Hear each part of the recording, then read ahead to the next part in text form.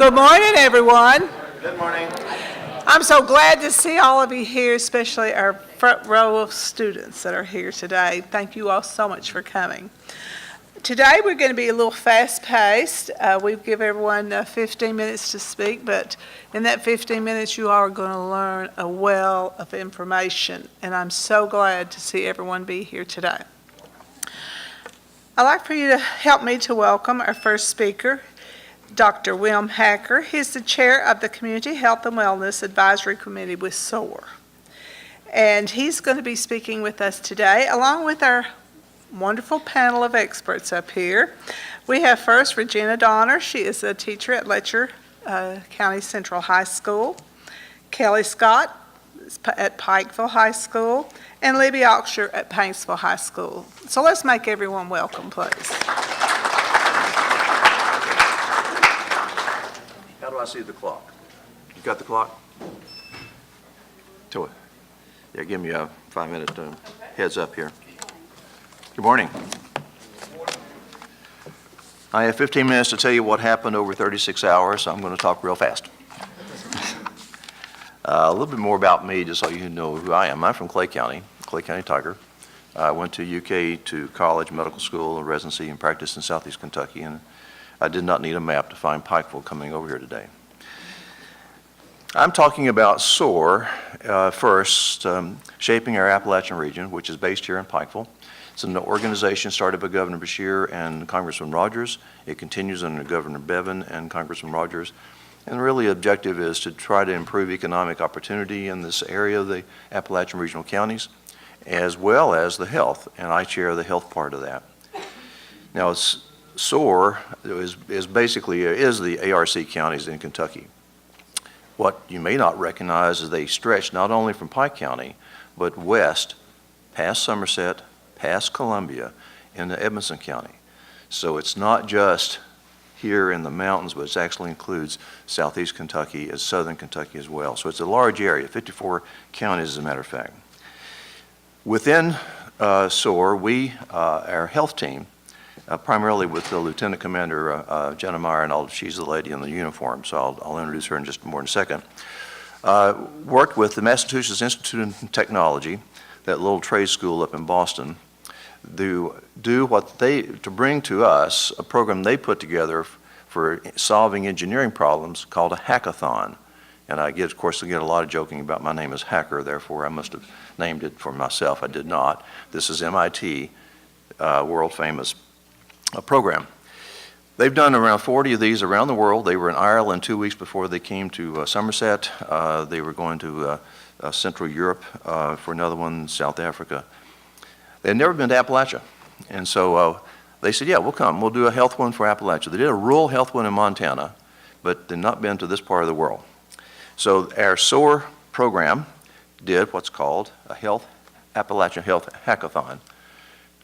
And that slide is this thing here. We had not only, what we had, to give you a quick idea, I need to see my clock. I'll talk all day long. Okay, got it, 12 minutes. We had 150 people in Somerset, primarily adults, although we did have one young man who showed up, clearly a high school student. No one was with him. I walked over to him. I says, who are you and why are you here? He said, well, I heard this was going on. I want to see what's going on. He was from 30 minutes away from Somerset. Father dropped him off. He was a sophomore in high school. He just showed the initiative of showing up and learning, and he actually ended up on being one of the winning teams. So you don't have to have a grown-up to get you engaged as a high school student, and he's a classic example. But we have more examples we're going to talk about in a second. A hackathon is a fast-paced process. So the MIT team said, here's the format, folks, 150 people plus video conferencing, and I'll talk more about that in a second, to the high school students. We had 3 high schools up and running. What's your problem that you want to deal with? What is your solution to that problem? And what's your business plan to have sustained funding and feasibility? Just don't rely on grants. It's going to last for a year and you run out of money. So we said, okay, what are your problems? And so we had about 50 people, 45 people in Somerset walk to a microphone, have 1 minute. Here's my problem. People who get with diabetes are not being detected because they're not going and getting their eye exams. People are dying from drugs. People are too overweight. Those are the problems. Students then did the same thing. So they did their presentations video conferencing live to us in Somerset. From that, the people in the audience said, I like to work on diabetes. They went to the diabetes side, obesity side, so forth. So that's how it formed. Then they, over a period of 30, really less than 24 hours, as a team, developed a solution, a problem, solution, and business plan. And that's what we're talking about with a hackathon. This weekend was a first for MIT Hack Medicine in that we had 3 high schools participating remotely through the Secure AIM program.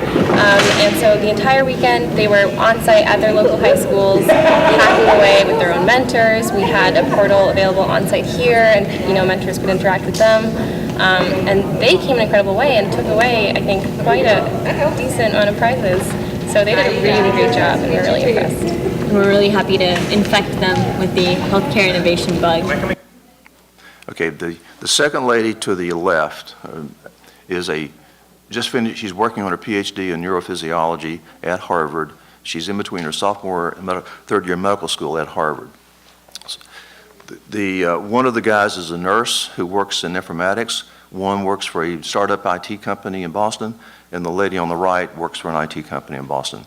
So these are all very skilled people with a background in health as well as informatics. I'm going to jump through these. In the high schools, students form teams. They watch the entire process through the generosity of KVAC and the Holler to do live video conferencing back and forth between Somerset, Paintsville, Whitesburg, and Pikeville. And Megan's going to fix my slides because I made a mistake. And the teams, they're working on the problems they want to pitch. Now here they're video conferencing back. We had 30 mentors in Somerset and one in New York City who was live video conferencing the entire process. So if you wanted to talk to a business person, we had business people, how do you have funding for this video, this idea we have about an app? If you want to talk to a physician, we had physicians there. If we had technology people there. And so not only did they have access in Somerset to the people live, except for the New York person, the students had it as well. They made presentations. I want to commend the high school teams. We have people from the staff from MIT that were here facilitating and said they were as impressive as any high school teams they've seen across the country. And that just speaks volumes. They were connected through technology. They were conferenced in. The video was just an incredible opportunity. They were hours away, but participated over the last 24 to 36 hours, and one ended up getting first place and won the track. So congratulations. This is Jared Arnett, the executive director of SOAR, and that was taped in Somerset. These two guys are making a presentation. They're pitching the problem they want, and then later on the next day they pitch the solution to their problem. Same thing happening in these other high school students. I could go through this, but I'm going to show you this one real quickly if we can get back to the beginning of this one. This is called Oasis. Each team named their own. This is Oasis. These are the students did this. This is Susanna. She fell and broke her wrist during a cross-country meet. She went to the doctor and was prescribed a controlled substance. Her provider then counseled her and enrolled her in Oasis. Then her doctor showed her the information in the app for the drug prescribed to her. Lastly, her provider placed her in a chat room in the app with other patients with similar conditions and medications. As a provider, Oasis will be fantastic. It will be so. So what the team said was, we have students who are getting injured in athletics, broken arm, bad ankle. Let's have an app where they can connect in the world of social media with other athletes who have a broken arm or a bad ankle, as well as talking with clinicians. And they did a nice video, and it runs for 3 minutes, and I don't want to take the entire time, but that's an example of one of those kinds of problems. And these are all, this is Pikeville. This is the jubilation piece. This is when we announced, so at the end of the process, around 2 o'clock, I'll talk about the judges in 1 second. We announced the winners and we had different prizes. 3/4 of the cash prizes went to the high school student teams, and they were not given special consideration. The judges, I was a judge, Vice President of the Pikeville Medical Center was a judge. Professor of Business at the Gatton School of Business and Entrepreneurship at the University of Kentucky was a judge. Vice Chair of the Department of Internal Medicine at the University of Kentucky College of Medicine was a judge, and Jared Arnett was a judge. We didn't consider the students any different from the other teams that we had, and they had just outstanding presentations. And of course, when we announced it, they were jumping all over the place live. This is a team from Pikeville. This is a team receiving some money. This is Paintsville. They won, and it was a great presentation. And then I'm going to let the teachers here talk in a second about how it went. But we have, and Jen, I'm going to let you hold up, we have a check for the Letcher County folks. This is an example of what we've been doing. After this presentation is over with, the Letcher County team come up and let's get a picture with these folks. What MIT told me was they did a hackathon in Boston at the elite high school in Boston. And Paintsville, Pikeville, and Letcher County beat the team in Boston. They were very impressed, so impressed they're really trying to figure out how in the world they can get the teams up to Boston to show off how well this was done. This was the first time they'd ever done a remote hackathon. They'd always done it live in rooms. They'd done a few, as I've already indicated, with students, but nothing like what we did in Eastern Kentucky. So with that, teachers, I'm going to let each of you just take the same simple questions pretty fast forward. What was the biggest concern y'all may have had going into this? And was it a big problem? And did you have any surprises along the way in terms of the process of how the hackathon was handled? And I'll start with here, Libby, and then we'll just run down the table. Well, there really wasn't a lot of guidelines. We were given the topic, health and a hack, and students know what a hack is. And I was a little concerned that there weren't more guidelines given, but actually with our students, and I'm sure you guys experience the same, that's just a benefit for them. If you don't give them limitations, then they're like, okay, well, so we don't have to, okay, well, they just run with it. And then, of course, technology. We had a little issue with sound, but that was fixed, and that didn't get to be a problem either. So, and for our teacher, technology was her only. She was willing to participate. She was only concerned about the technology. So once we said we'll be there to help, we'll troubleshoot, then yeah, she was willing to do whatever. To save time, because we're down to 3 minutes, I'm just going to let you go ahead and talk about what were some of the things. What were some of the takeaways that you think you'd like to share with either the students or the faculty about what you learned from this whole process? Then we'll just do both questions. What are the problems? We were just excited that the students came up with their own ideas and were given the leeway to explore those and resources. It was great having those resources to be able to talk to people and ask questions. If they had a question about this, they would jump on the computer and say, can we talk to so-and-so? It was great having that available.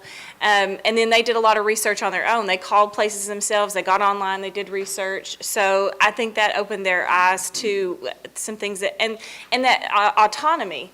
To say, well, I can do this, I can find the answer to this question if I can't find it. So I think it was a great experience for our students. And we had the senior students, which was great. They got a chance to participate. The other team we had were freshmen. So we're excited that they might have the opportunity to participate in this again. I failed to mention two things. First off, Libby's with Paintsville if you can't see it. Some high schools were on school break and students still came in and worked. One high school was having homecoming and they worked right through Friday night. I agree. Maybe having a little bit more information about what we were jumping into, but it worked out wonderful. We had a great time. I learned so much about the kids. Like, they're my kids. Some of these kids I've had in class for 3 years, and I was just so impressed. We had such a great time. They're going to change the world. The kids that were involved in this are going to change the world, and it was amazing to be part of that. I think it would be nice if, because we had to do presentations. We didn't do a live pitch like they did in Somerset because of the technology. it would be nice if we had specific guidelines, if we do this again, to say, okay, you're going to be doing this, because everyone's presentation was totally different. And so I think, but everybody in Somerset was the same. And so having that, but I loved it. My group of students, we would love to try to do this in our classroom, just to, say, okay, we've got to do this, let's do a mini hack and, get a couple of prizes and get all the kids thinking, because there are problems out there, with energy, with health and everything that we faced. So it's something great to get the kids involved, and I would, definitely do it again. Yeah, a little bit of more guidance. I'm with both of these teachers in that we really didn't know what we were doing when we started the process. And I had never heard of a hackathon. I knew what it meant to hack, but I knew also our kids weren't very much, they know technology much better than I know technology, but they're not computer scientists. They don't do programming and stuff like that. So I didn't know how we would go about tackling that. Does that mean I'm through talking? The timer's running fast. Well, just one thing, probably the most important thing that I learned through the whole process is that, one, my students are very capable of working as a team. I didn't see one child dominating it. They were working together cooperatively. And in our society now, in our world, that's how you have to work. And the other thing that's probably the hardest thing for any teacher to do is to step back and let your kids handle it. That's always a real hard, and I found out they actually did better when I left the room. So that's probably one of the best learning experiences that I had. And it's very promising to know that our future is in pretty good hands. I agree.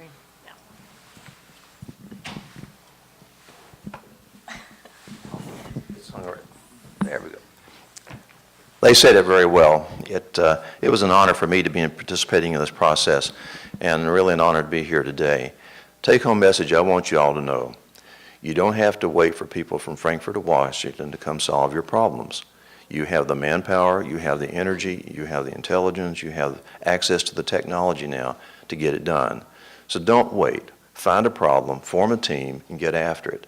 I can tell you, the entrepreneur professor was so impressed. He kept saying to the teams, I can't wait to get you in college because I really want you to be in my class. So you have it, get to it.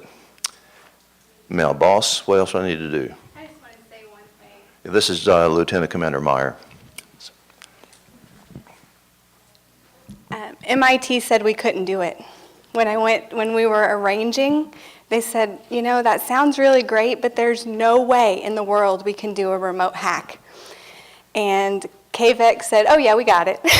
And my students are going to win. And you guys did. You swept the hackathon, which was really amazing. And MIT walked away not only saying, well, they pulled it off, but they walked away saying, how can we do this in Boston? And how can we get these students up there to show us how to do it? So next year we'll have more guidelines. Honestly, didn't know what to expect. So you guys are the model for this, and it's being seen nationally as a model that can be done. So that's all. Thank you all.